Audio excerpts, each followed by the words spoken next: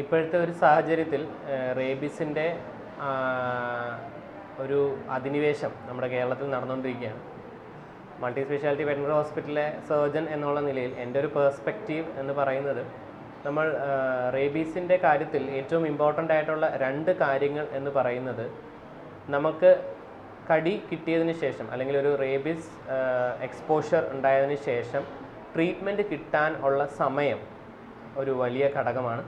രണ്ടാമത് നമ്മുടെ അനിമൽസിൻ്റെ, നമ്മുടെ ഓമന മൃഗങ്ങളായ ഡോഗ്സ്, കാറ്റ്സ്, അവർക്കെല്ലാം കൃത്യമായിട്ടുള്ള ആൻറ്റി റേബീസ് വാക്സിനേഷൻ, അത് ഇയർലി ആയിട്ടുള്ള ആൻറ്റി റേബീസ് വാക്സിനേഷൻ കൃത്യമായി ഫോളോ ചെയ്യുക എന്നുള്ളതും ഏറ്റവും ഇമ്പോർട്ടൻ്റ് ആയിട്ടുള്ള കാര്യമാണ്. കടി കിട്ടിക്കഴിഞ്ഞ്, അതായത് നമുക്കിപ്പം ഒരു പേവിഷബാധ ഏറ്റ ഒരു ഡോഗിൽ നിന്നോ കാറ്റിൽ നിന്നോ ഒരു കടിയോ സ്ക്രാച്ചോ എന്തെങ്കിലും ഒരു ട്രോമ കിട്ടിയതിന് ശേഷം ഈ പറയുന്ന ലൈസ വൈറസ്, അതായത് റേബീസ് കോസ് ചെയ്യുന്ന, റേബീസ് അസുഖമുണ്ടാക്കുന്ന ലൈസ വൈറസിന് ആദ്യമായി നടക്കുന്നത് മൾട്ടിപ്ലിക്കേഷനാണ്. അതായത് ആ ത്രഷ്, അതായത് ആദ്യം ഉണ്ടായിട്ടുള്ള ഇനോക്കുലം, അതായത് ഇപ്പോൾ കടി കിട്ടുമ്പോൾ ഫോർസേ ഒരു 1000 വൈറസുകൾ നമ്മുടെ മസിലുകളിലേക്ക് കയറി എന്ന് വിചാരിക്കാം. ഈ 1000 വൈറസുകൾ മൾട്ടിപ്ലൈ ചെയ്ത് ഒരു പർട്ടിക്കുലർ എമൗണ്ട് ഓഫ് വൈറസ് ആയി കഴിയുമ്പോഴാണ് അത് ഞരമ്പുകളിലേക്ക്, നെർവൈൻ ടിഷ്യൂലേക്ക് ഇൻവേഷൻ ചെയ്യുന്നത്. ഈ പറയുന്ന മൾട്ടിപ്ലിക്കേഷന് ഒരു പ്രത്യേക സമയമെടുക്കും. 6 മുതൽ 12 മണിക്കൂർ വരെ എടുക്കുമെന്നാണ് തിയറി പറയുന്നത്. ഈ ഒരു 6 മുതൽ 12 മണിക്കൂർ സമയം കൊണ്ട് ഈ കയറിയ 1000 ലൈസ വൈറസുകളുടെ എണ്ണം കൂടിക്കൊണ്ടേയിരിക്കും. ആ കൂടുന്ന സമയത്ത് നമ്മൾ എത്രയും വേഗം ട്രീറ്റ്മെൻറ്റ് എടുക്കുകയും ആ വൈറസ് കൂടാനുള്ള സാഹചര്യം കുറയ്ക്കുകയും വേണം. അതിന് പ്രൈമറിയായി നമ്മൾ ചെയ്യേണ്ട കാര്യമാണ്, കടി കിട്ടിയാൽ ഉടനെ തന്നെ നമ്മൾ ആ സൈറ്റ് കൃത്യമായി വാഷ് ചെയ്യുക എന്നുള്ളത്. 20 മിനിറ്റോളം സോപ്പ് ഉപയോഗിച്ച് നന്നായി കഴുകി കളയുമ്പോൾ നമുക്ക് ആദ്യം കിട്ടിയിട്ടുള്ള ആ ഇനോക്കുലം, ഫോർസേ 1000 വൈറസ് കയറി ഇനോക്കുലം നമ്മൾ നന്നായി വാഷ് ചെയ്യുമ്പോൾ 1000 എന്നുള്ളത് കുറഞ്ഞുകൊണ്ടേയിരിക്കും.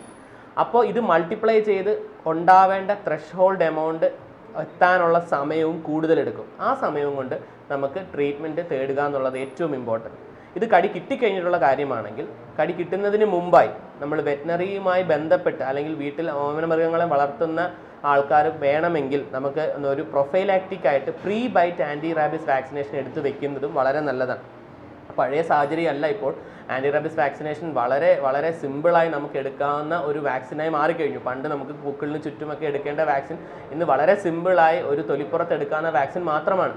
അപ്പോൾ അനിമൽസുമായി കൃത്യമായ കോൺടാക്റ്റ് വരും എന്നുള്ള ഉറപ്പുള്ള ആൾക്കാർ, for example veterinary doctors, animal handlers, നമ്മൾ അനിമൽസിനെ ഹാൻഡിൽ ചെയ്യുന്നവർ, അഡോപ്ഷൻ ഡ്രൈവുകൾ ചെയ്യുന്ന ആൾക്കാർ, വീട്ടിൽ ഒരുപാട് ഡോഗുകളുള്ള ഡോഗുകൾ വളർത്തുന്ന ആൾക്കാർ, അങ്ങനെയുള്ളവർക്കെല്ലാം ഒരു പ്രീ ബൈറ്റ്, അതായത് ബൈറ്റ് വരുന്നതിന് മുമ്പായിട്ട് തന്നെ നമുക്കൊരു പ്രൊഫൈലാക്റ്റിക് ആൻറ്റി റാബീസ് വാക്സിനേഷൻ എടുക്കുന്നതും വളരെ നല്ലതാണ്. ഓമന മൃഗങ്ങളെ വളർത്തുന്ന ആൾക്കാർ കൃത്യമായി അതിൻ്റെ പോസ്റ്റ് ബൈറ്റ് അല്ലെങ്കിൽ annual bite vaccination, annual anti rabies vaccination എന്തായാലും എടുത്തിരിക്കണം. അത് വളരെ ഇമ്പോർട്ടൻ്റ് ആണ്. നമ്മൾ ഈ ആദ്യത്തെ ഇനോക്കുലം, നമ്മുടെ ഓമന മൃഗത്തെ വേറൊരു പേവിഷബാധ ഏറ്റ അനിമൽ വന്ന് കടിക്കുകയാണെങ്കിൽ ആദ്യത്തെ ഈ ഞാനാ പറഞ്ഞ 1000 ഇനോക്കുലം വരുന്ന ആ സമയത്ത് ഓൾറെഡി വാക്സിനേഷൻ എടുത്തിട്ടുള്ളൊരു പേഷ്യൻ്റ് ആണെന്നുണ്ടെങ്കിൽ, നമ്മുടെ ഡോഗിന് ഓൾറെഡി ആനുവൽ വാക്സിൻ എടുക്കുന്ന ഒരു അനിമൽ ആണെന്നുണ്ടെങ്കിൽ ആ പറയുന്ന 1000 ഇനോക്കുലം കുറഞ്ഞുകൊണ്ടേയിരിക്കും. കാരണം നമ്മുടെ ബ്ലഡിൽ, നമ്മുടെ അനിമലിൻ്റെ ബ്ലഡിൽ ഓൾറെഡി ഈ റേബീസിനെതിരെയുള്ള ആൻറ്റിബോഡീസ് ഉണ്ടാവും. അപ്പോൾ കൃത്യമായിട്ടുള്ള ആനുവൽ വാക്സിനേഷൻ ഡോഗ്സിനും കടി ഏറ്റു കഴിഞ്ഞാൽ എത്രയും വേഗം വാഷിങ്ങും ക്ലീനിങ്ങും അതിനോടൊപ്പം തന്നെ എത്രയും വേഗം ട്രീറ്റ്മെൻറ്റ് കിട്ടുക എന്നുള്ളതും 6 മുതൽ 12 മണിക്കൂർ എന്നുള്ള ആ സമയം എപ്പോഴും കാർഡിനലായി കീപ്പ് ചെയ്യുക എന്നുള്ളതാണ് ഏറ്റവും നല്ല കാര്യം.